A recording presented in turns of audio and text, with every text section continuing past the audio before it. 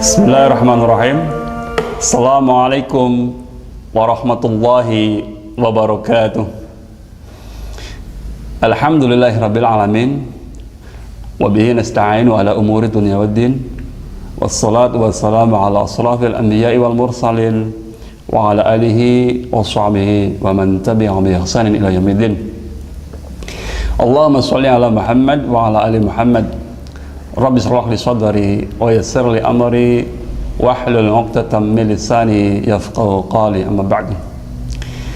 Jamaah muslimin muslimat rahimakumullah, marilah pertama-tama kita selalu memujikan puji syukur kita kepada Allah Subhanahu wa taala yang selalu memberikan kepada kita banyak kenikmatan,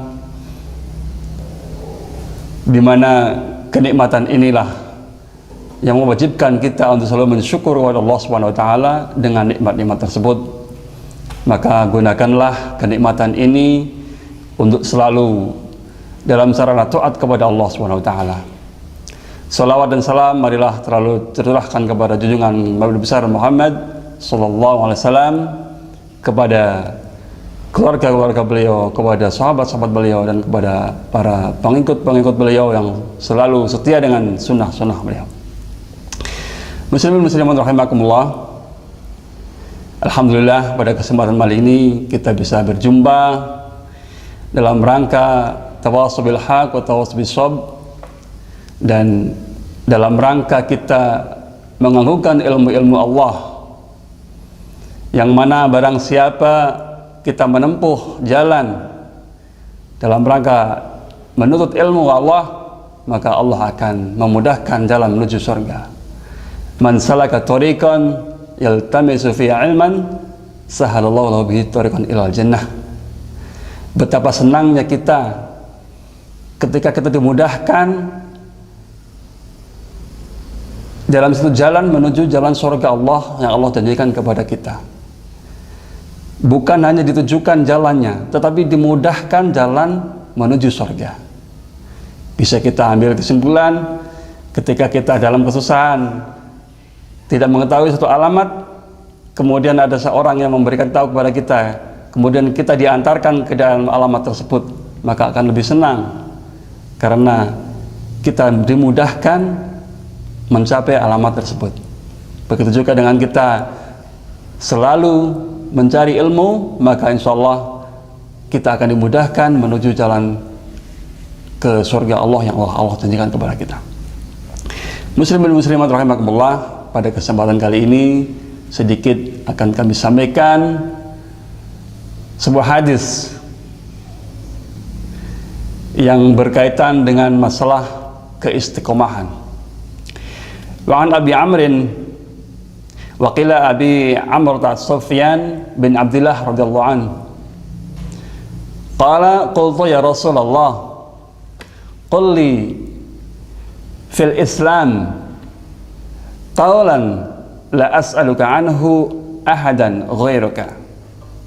Qala amantu billah fastaqim.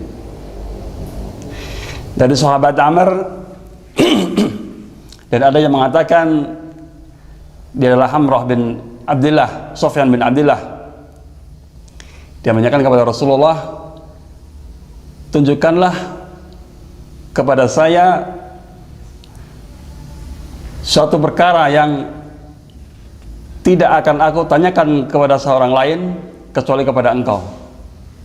Kemudian Rasul menjawab, amantu billah fastaqim. Berimanlah kepada Allah, fastaqim, dan istiqomahlah. Hadis yang diriwayatkan oleh Imam Muslim. Jamaah muslimin muslimat rahimakumullah, dari hadis tersebut dapat kita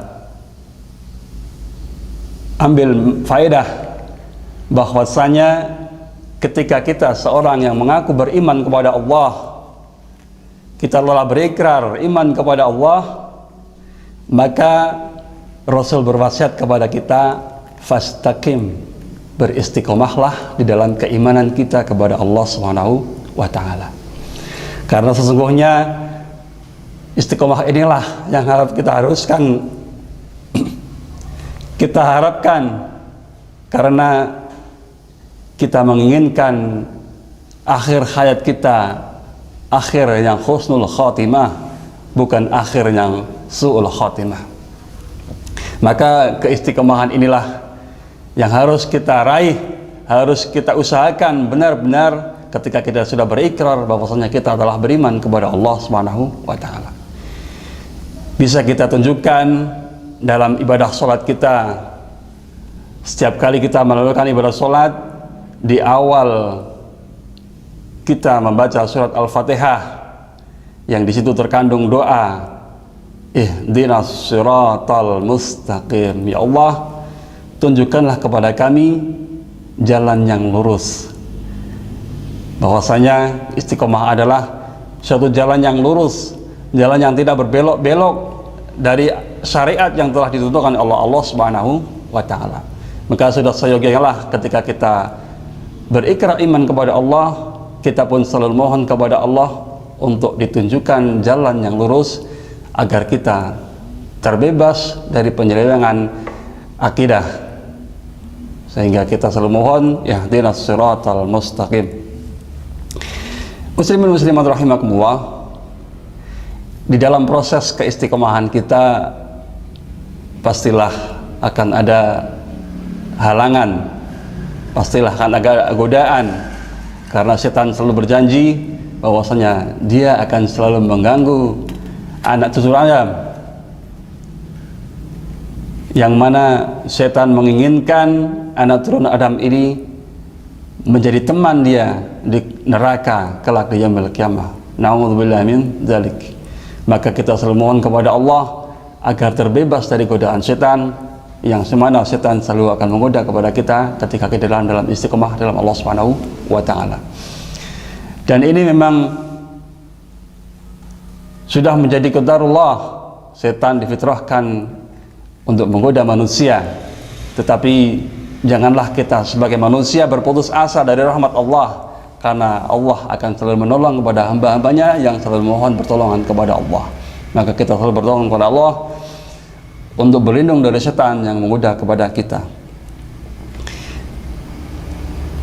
yang mana ketika kita khawatir dari tergelincirnya kita di jalan setan, maka Allah menganjurkan kepada kita untuk selalu berdoa, yang mana tersirat dalam Al-Quran surah Al-Imran ayat 8, sering kita baca, Rabbana la tuzigh qulubana ba'da idh hadaitana wa hab lana min ladunka rahmah innaka antal wahhab.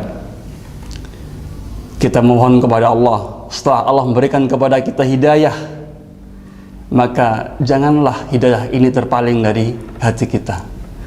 Kita memohon kepada Allah, semoga hidayah ini akan selalu terpatri di dalam hati kita, sehingga kita selalu berada di jalan Allah Subhanahu wa taala.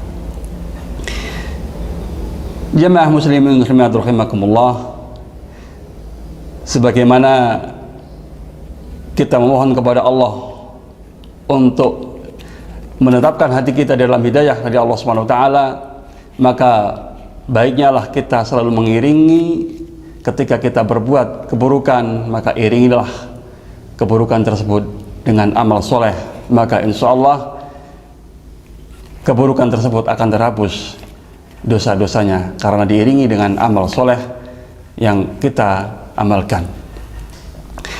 Dan Allah juga memerintahkan kepada kita ketika kita dalam proses istiqomah, Allah berpesan kepada kita di dalam surat Al-Fussilat, di dalam surat Fussilat ayat 6, Allah berpesan kepada kita, fastaqimu ilaihi wastaghfiruh. Tetaplah kita di dalam jalan yang lurus untuk menuju kepadanya, wastaghfiruh, dan selalu mohonlah ampun kepada Allah Subhanahu wa taala. Kita selalu memohonkan ampunan kepada Allah dari apa-apa kesalahan yang telah kita lakukan, apa-apa dosa-dosa kita yang telah kita lakukan, maka selalu mohon ampun kepada Allah Subhanahu wa taala. Inilah adalah cara kita memohon kepada Allah supaya hati kita benar-benar selalu dalam dijaga oleh Allah Subhanahu wa taala dalam keistiqomahan dalam mencapai keimanan kepada Allah Subhanahu wa taala. Jamaah muslimin muslimat rahimakumullah, dari kita menuju proses istiqomah ada beberapa kiat-kiat yang bisa kita lakukan, kita amalkan supaya kita dapat tercapai cita-cita kita, yaitu istiqomah dalam keimanan kepada Allah Subhanahu wa taala. Kiat yang pertama adalah sebagai seorang hamba yang jiwa kita berada di tangan Rabb yang menguasai kita, maka yang pertama kali kita berserah diri kepada Allah, selalu memohon kepada Allah, berdoa kepada Allah, seperti doa yang tadi kita ucapkan, Rabbana la tuzigh qulubana ba'da idh hadaytana wa hab lana min ladunka rahmah innaka antal wahhab. Dan juga seperti doa-doa yang Rasulullah contohkan kepada kita. Ada satu doa yang Rasulullah contohkan kepada kita, ya muqallibal qulub tsabbit qalbi ala dinik. Rasul mencontohkan doa mohon kepada Allah agar hati kita selalu ditetapkan dalam keistiqomahan di dalam dinul Islam, di dalam agama Islam, karena itu adalah agama yang lurus. Maka perbanyaklah kita memohon kepada Allah Subhanahu wa taala untuk selalu menjaga hati kita di dalam keistiqomahan dalam keimanan kepada Allah Subhanahu wa taala. Kemudian yang kedua adalah berusaha untuk selalu menjaga keikhlasan di dalam kita melakukan amal ibadah. Sebagaimana kita ketahui dalam sebuah hadis, innamal a'malu binniyat. Sesungguhnya setiap amal adalah dilihat dari bagaimana kita niatnya. Maka ketika kita beramal, niatkanlah amalan tersebut murni hanya dalam rangka ibadah kepada Allah, murni hanya menginginkan ridha dari Allah, semata-mata kita berharap kepada Allah. Amalan-amalan yang kita lakukan, kita persembahkan kepada Allah sebagaimana kita bekal kita menghadap kepada Allah Subhanahu wa taala. Dengan keikhlasan inilah salah satu syarat diterimanya amal-amal ibadah kita. Dan juga disebutkan dalam surat Az-Zumar ayat 65, la in asyrakta la yahtabanna amaluk. Ketika kita terbesit kesyirikan di dalam hati kita, maka akan terputuslah amalan kita. Maka janganlah kita sekutukan Allah di dalam kita beramal. Janganlah kita cabangkan niat-niat kita dalam beramal ketika kita beribadah kepada Allah, karena sesungguhnya amalan tersebut akan tertolak ketika dalam beramal kita bercabang niat kepada selain Allah Subhanahu wa taala. Kemudian kiat yang ketiga adalah kita berusaha untuk selalu rutin beramal walaupun dengan amalan yang kecil, amalan yang ringan. Karena sesungguhnya ahabbu al-amali ila Allah ta'ala adwamuha wa in qalla. Sesungguhnya amalan yang dicintai oleh Allah Subhanahu wa taala adalah dia amalan sedikit, walaupun sedikit, akan tetapi dia dirutinkan amalan tersebut. Jadi belajarlah kita dari yang kecil, akan tetapi kita rutinkan amalan tersebut. Kita beramal soleh.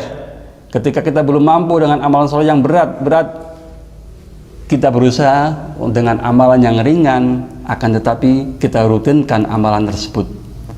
Maka insya Allah dengan demikian kita akan belajar konsisten, istiqomah di dalam jalan taat kepada Allah Subhanahu wa taala. Ketika kita sudah terbiasa dengan amalan yang ringan, maka kita bisa bertahap dengan amalan-amalan yang lebih lanjut, amalan yang lebih berat, dengan kita niatkan ibadah dengan tulus kepada Allah Subhanahu wa taala. Kemudian yang keempat adalah kita dianjurkan untuk selalu muhasabah kepada diri kita sendiri. Kita dianjurkan untuk bisa introspeksi kepada diri kita masing-masing.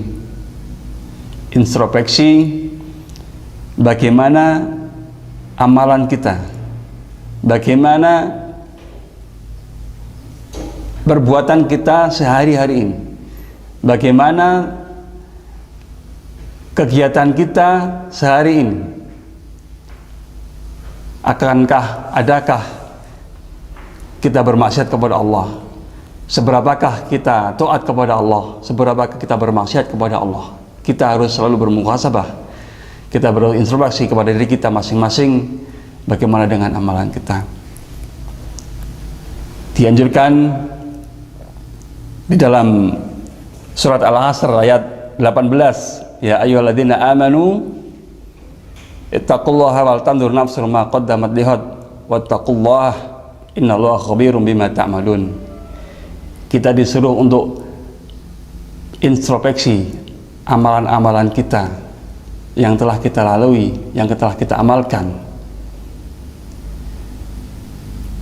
dan kita disuruh bertakwa kepada Allah Subhanahu wa ta'ala, karena sesungguhnya Allah Maha mengetahui. Jadi muhasabah ini penting sebagai bahan kita untuk bisa menjaga atau mengontrol diri kita agar kita berada di dalam ketaatan kepada Allah Subhanahu wa ta'ala. Jemaah muslimin muslimat rahimakumullah. Kemudian kiat yang kelima adalah kita dianjurkan untuk bisa memilih teman yang soleh. Teman yang soleh. Ada beberapa faidah ketika kita mempunyai seorang teman yang soleh. Ada satu riwayat yang mengatakan bahwasanya ketika seorang yang merindukan kepada satu kaum, dia mencintai kepada satu kaum, tetapi dia tidak pernah menjumpai kaum tersebut, maka Rasul pun bersabda, seseorang akan dibangkitkan kelak di yaumil qiyamah dengan kaum yang ia cintai. Maka ketika kita berusaha untuk berteman, ketika kita berusaha untuk saling mencintai kepada sesama muslim, kepada sesama seorang yang beriman, kepada sesama seorang yang benar-benar dalam syariat keislaman, maka insya Allah kelak kita akan dibangkitkan bersama mereka di yaumil qiyamah. Ketika kita berusaha untuk selalu mencintai Rasulullah Muhammad sallallahu alaihi wasallam, ketika kita berusaha untuk selalu mencintai para sahabat-sahabat beliau, berusaha untuk mencintai kaum muslimin yang dalam taat kepada Allah Subhanahu wa taala di dalam keimanan, maka insya Allah kita akan dibangkitkan oleh Allah Subhanahu wa taala di yaumul qiyamah bersama mereka kaum yang kita cintai. Maka yang kelima ini adalah, marilah kita berusaha untuk selalu bisa memilih teman, bisa memilih sahabat, bisa memilih sesuatu yang kita cintai dalam rangka taat kepada Allah Subhanahu wa ta'ala. Kemudian manfaat atau faedah-faedah yang dapat kita petik ketika kita berteman atau bersahabat